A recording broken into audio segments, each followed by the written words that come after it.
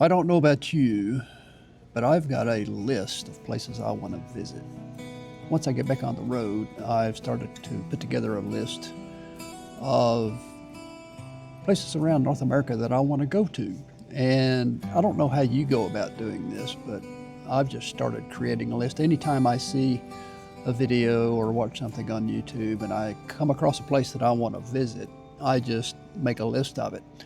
And so I go through and basically you can see here the list that I've compiled, started to put together here. Last couple days, just from videos I've watched, mainly from Alaska and Canada and the Montana-Canadian border. I've added these locations here: Fort Stevens State Park and Kentland Lake, Montana, and Skagway, Alaska. These are some of the places that are on my list. But what I want to do today, if you don't know where you want to go the next few weeks, maybe I'm going to start off talking about here. I want to take a look at the Three Forks area of Montana and see where we go from the Three Forks area of Montana. And now, why would I want to go up there? Well, it's the head start of the Missouri River. It's where the Missouri River starts. Missouri River being the longest river in North America, and it's the river that Lewis and Clark used to find their passage to the Northwest. And they left St. Louis, got on the Missouri River, and headed west. And they landed here at the Three Forks. And we're trying to decide, okay, the Missouri River has ended. We've come to these three forks in the road here. Which one do we take to continue our journey to the west? So I thought this would be an interesting place to visit. And I've come across some videos here. First of all, I wanted to take a look at, just to give you an idea of the map, what we're talking about here. You can see here, Three Forks is right here. And you've got three rivers that are going to join together to create the Missouri, which is right here. This is the Missouri River. You've got the Gallatin, the Jefferson, and the Madison rivers coming together here at the Missouri. And of course, Lewis and Clark are the ones that gave the names to these rivers, to these forks. They were the first white men to make it here. They had with them Sacagawea. Now, Sacagawea was from this area. She was born in the Three Forks region to an Indian tribe and was later married off and ended up in, I believe it was Montana, and Lewis and Clark picked her up to use as a guide. And so she was, when she got them here, it was like she was returning home for the first time in years as the guide for Lewis and Clark. So the area is full of history. Here's the way it looks. The terrain. And what Lewis and Clark were going to run into, of course, is the Rocky Mountains. They were going to find out that the passage to the west was going to be a little bit more difficult than they had planned on, and the fact that they were going to have to go through the mountains, go on foot. Here you have the Lewis and Clark Cavern Campground, Lewis and Clark Caverns. This is a place, this whole area is going to be a great place to visit and sort of explore. So the Three Rivers area of Montana, and let me back out here so you can get a sense of what the entire area looks like here. There's Butte right there, Butte, Montana. This is kind of where we're located here. Here's Montana, Idaho is here, Montana, North Dakota, and you can see how far the Missouri River goes. The headquarters, the head of the river is here, and it goes all the way to St. Louis and dumps into the Mississippi. So you can just imagine and figure out how long of a river that is, all the way from St. Louis, which is here, and the river goes all the way to there. So Lewis and Clark headed this direction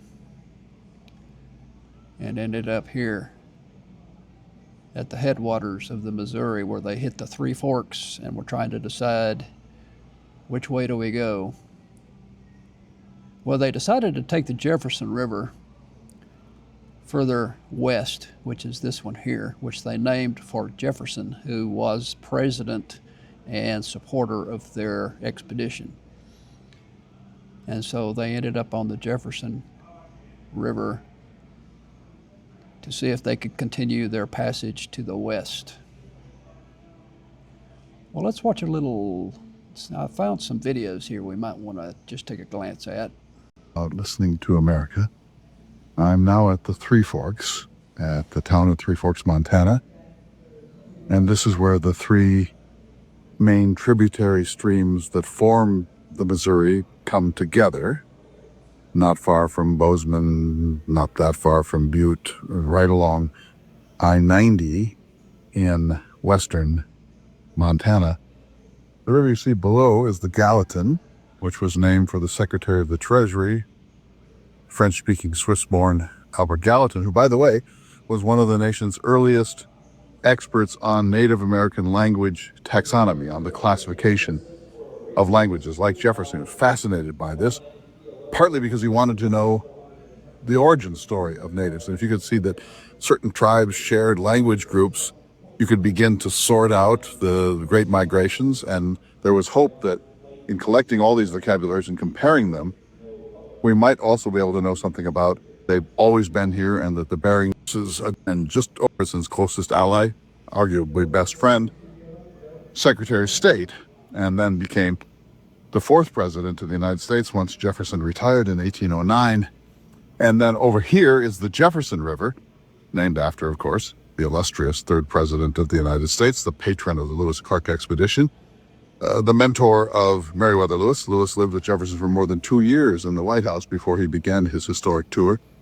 So the three rivers come together, not in the kind of precise triangle you might hope, but very nearly so. You can see as it tends to be in the summer on the Great Plains.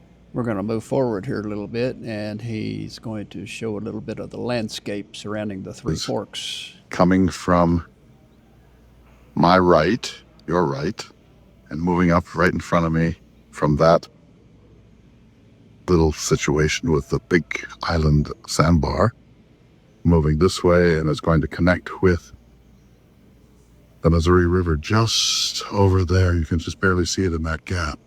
All right? And now, don't climb up here. Don't tumble to my depth. This is Fort Rock, where Lewis and Clark stood to try to get a sense of the place. Now up here, a much better view. You can see that's the Madison on the left there, all the way down into the distance. You see the Madison coming up from Yellowstone National Park. And there's the Confluence parking lot there, with an erroneous sign about Lewis and Clark, I'm sorry to say, and in metal, so it's not as if you can fix it with a Sharpie. And then you see way off in the distance there, that's the Jefferson. And when Lewis stood here, he realized, we're going to have to go over those mountains, and it's not going to be a Cumberland Gap either.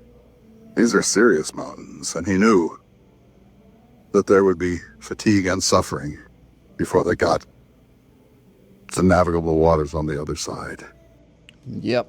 You look at that mountain range and just think about what Lewis and Clark were thinking when they looking off and seeing those mountains and thinking, oh my gosh, we got to go over those. Because you got to remember, these are the first white men to come west and see this.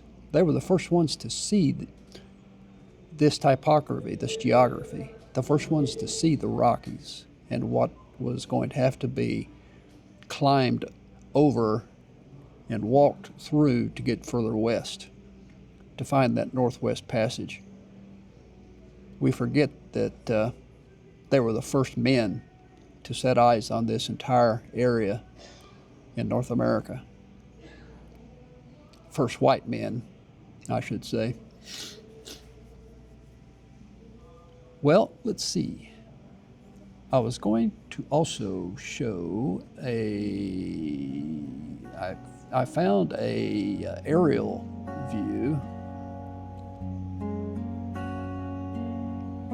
Somebody flew a drone. We got us a nice aerial view of the river.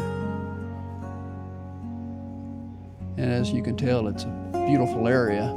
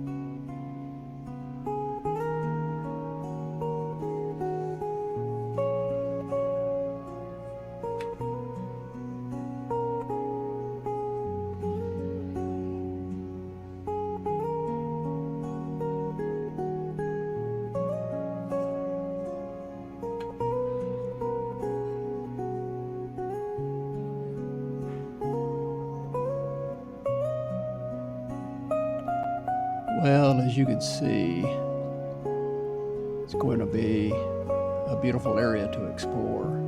All of North Montana is going to be wonderful. And I have read the book of Lewis and Clark, and I need to read it again. And I'm really interested in following their trail and sort of going to the places they went to as they were looking for the Northwest Passage. And there are places where you can go and step in their footsteps and see what they saw. Well, that's about all I've got for today, and we'll be back tomorrow for our daily updates. So thanks for being with me. Get into comments, let me know what's going on in your part of the world. Otherwise, I will see you tomorrow. Go out and have a good day.